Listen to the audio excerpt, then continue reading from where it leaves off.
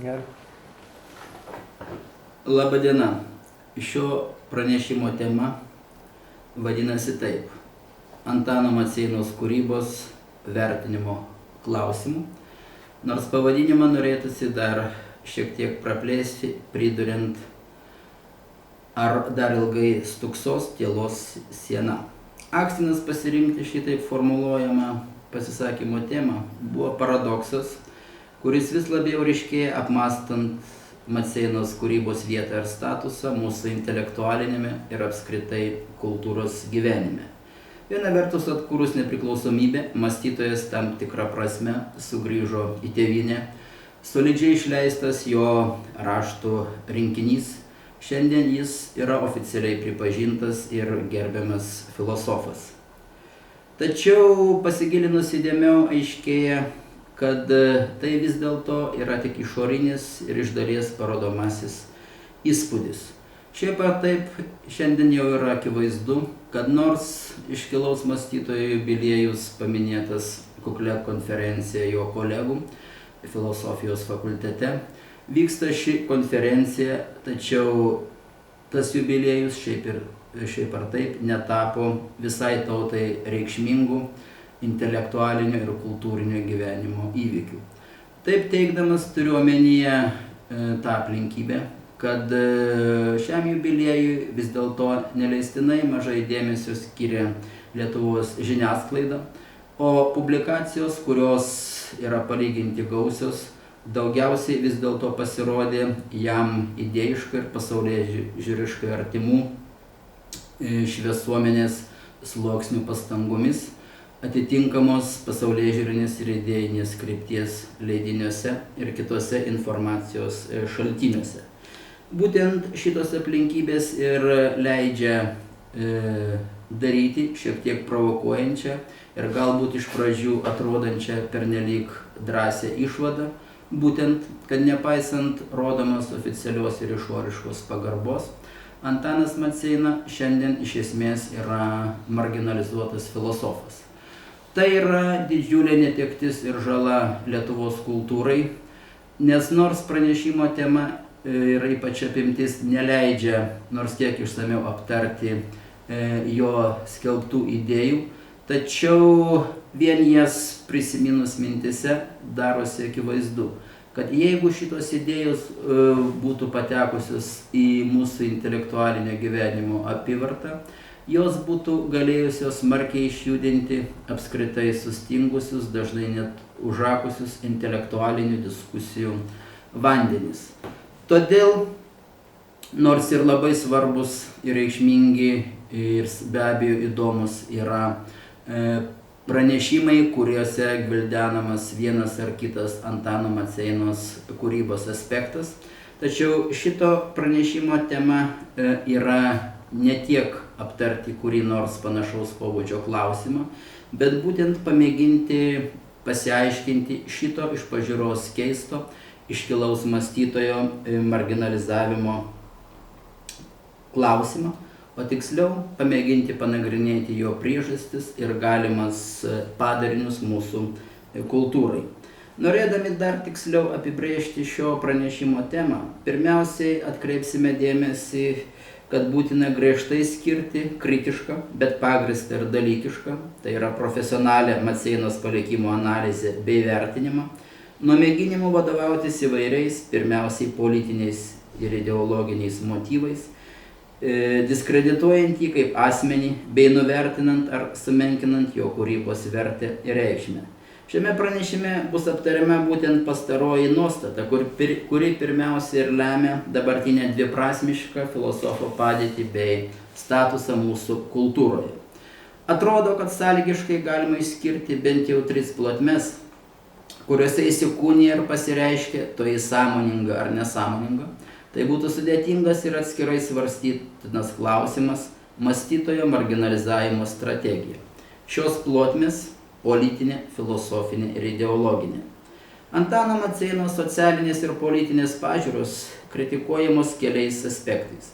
Kaip žinia, jis yra vienas pagrindinių, o tiksliau pagrindinis katalikų intelektualų programinių politinių manifestų, dar prieškariu pasirodžiusio teksto į organiškos valstybės kūrybą ir jau pokariu emigracijoje paskelbto šio teksto savotiško tęsinio į pilnutinę demokratiją idėjinis įkvėpėjas ir autorius. Kritikams pirmiausiai užkliuvo šiuose tekstuose, taip pat kitose mąstytojo darbuose skelbiama ir plėtojama organistinė tautos ir valstybės samprata.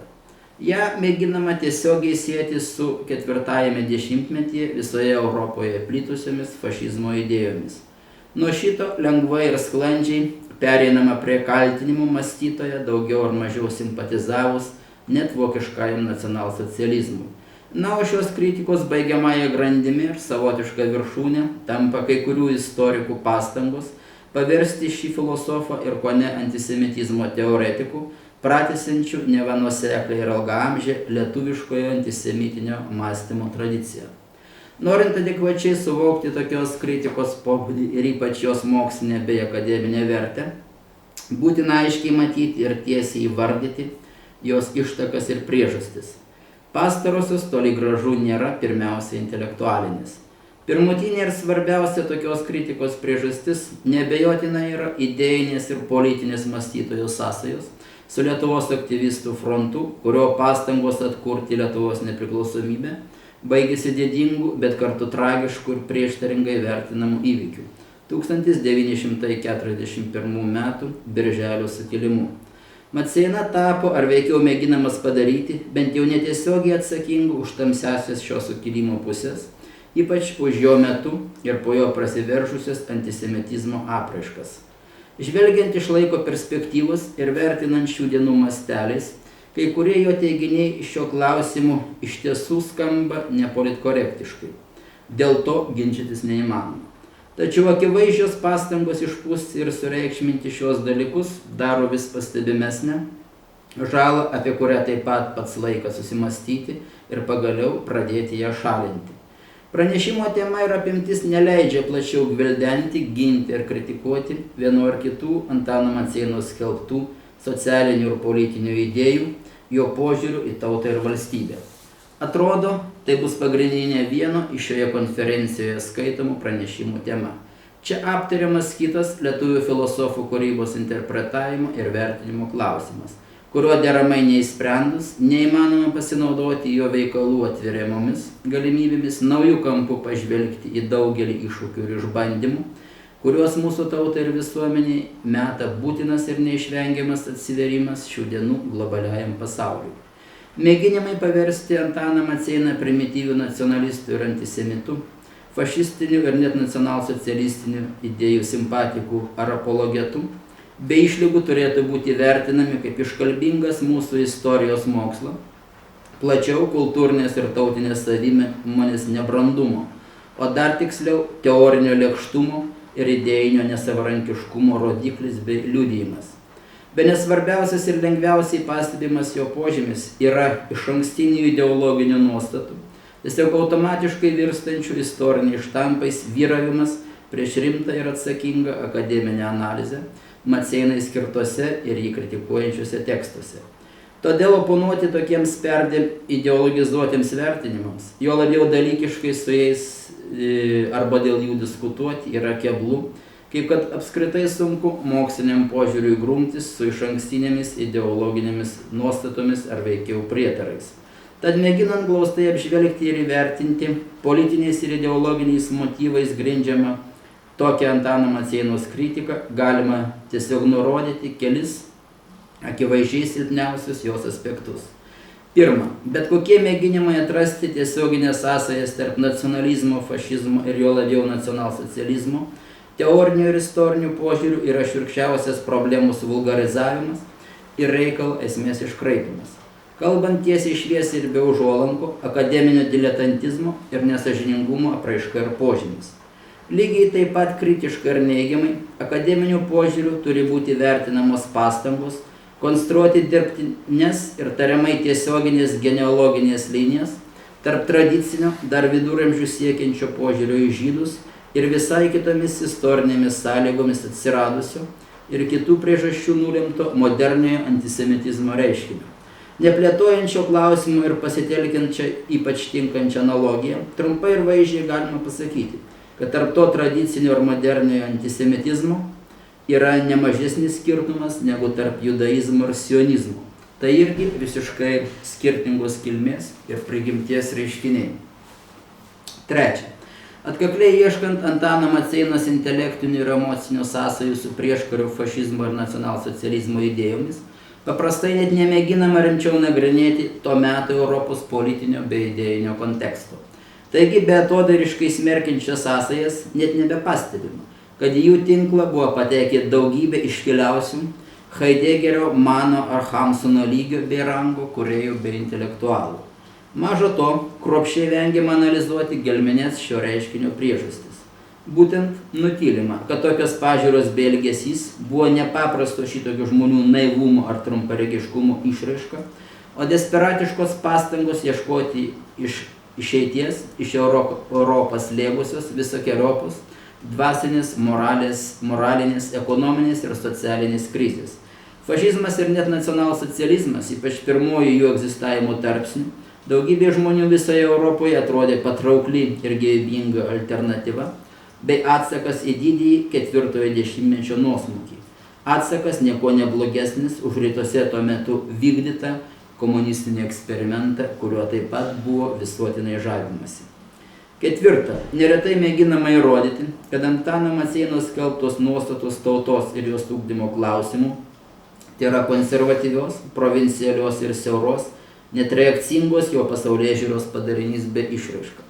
Ir kažkaip užmirštama pridurti, kad jos svarstymai tautinių klausimų pirmiausia yra europinio lygio reiškinio, romantinės filosofijos atgarsis ir atspindys 20 amžiaus lietuvių kultūroje, davęs ne vieną ir šiandien galinčią būti naudingą įžvalgą.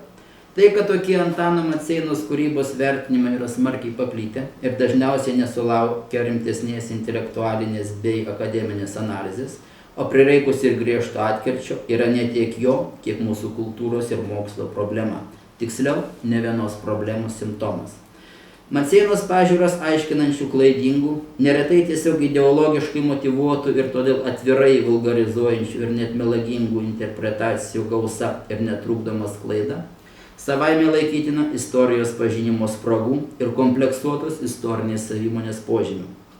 Ko gero, galima per daug nebijant apsirikti teigti, jog iki šiol neturime savarankiškos ir nuoseklios Lietuvos 20 amžiaus istorijos koncepcijos ir iš esmės vadovaujamės interpretacinė schema, kurią derėtų laikyti savotiškus sovietinės marksistinės ir vakarietiškos liberalios tos istorijos aiškinimų hibridinę samplaiką. Kalbant dar griežčiau, Lietuvos 20 amžiaus istorijos tyrinėjimuose didžiulę įtaką tebedaro sovietinės istoriografijos koncepcijos, šiek tiek modifikuotos atsižvelgiant į vakarų istoriografijos kontekstą. Atlikti šį adaptavimo ir modifikavimo veiksmą nebuvo itin sunku. Juk šiaip ar taip ilgus dešimtmečius ir vakarų istoriografijoje buvo labai paplitusi ir net vyravo smarkiai supaprastinta, bet politiškai itin patogi istorijos samprata, kurios akivaizdus trūkumas milžiniškas vienpusiškumas. Rašant praėjusio šimtmečio istoriją, faktiškai buvo ignoruojama tai, ką galima pavadinti rytų Europos istorinė patirtimi. To rezultatas, pagrįstai atskleidžiant nacionalsocialistinio totalitarizmo sukeltą blogį, iki šiol tebėra deramai neatskleista, menkinama ar net nutylima kitos totalitarnės sistemos komunizmo tamsioji pusė.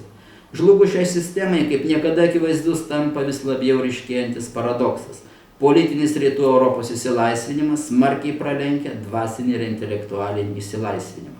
Trumpai sakant, politiškai susivienijusi Europa vis dar neturi bendros savo istorijos sampratos, kurioje subalansuotai atsispindėtų ir vidurio bei rytų Europos istorinė patirtis bei